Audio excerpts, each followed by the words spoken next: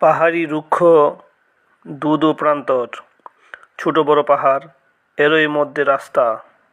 একদল বণিক চলেছে নিজেদের গন্তব্যে, কিন্তু তারা পথিমধ্যে আক্রান্ত হলো ভয়ঙ্কর দস্যুদের কবলে।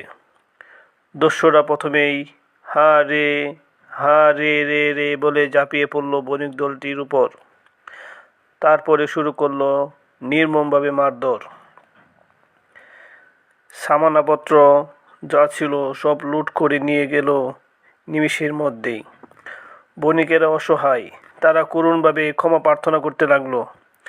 তারা বলতে লাগলো, তোমরা সব লুট করে নিলে আমরা এই পাহাড়ি পথে না খেয়ে মারা যাব। আমাদের এত বড় বিপদে তোমরা ফেলো না।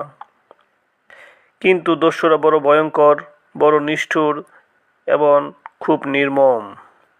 কোনো কথাই তাহাদের কানে প্রবেশ করছে না। বণিক দলের মধ্যে ছিলেন একজন জ্ঞানী ব্যক্তি, নাম তার লোকমান হাকিম। বণিকরা তখন জ্ঞানী ব্যক্তিকে বারবার অনুরোধ করতে লাগলো, আপনি দস্যুদের উদ্দেশ্যে কিছু বলুন, উপদেশবাণী দিন। যদি এতে দস্যুদের মনে কোনো দয়ার উদ্রেক হয়, তারা যদি এতে শান্ত হয়, এই জঘন্য পাপ কাজ থেকে তাদেরকে মুক্ত করা উচিত।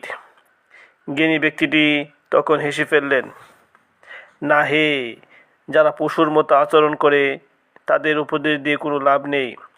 তারা যুক্তি বিবেচনা করে না।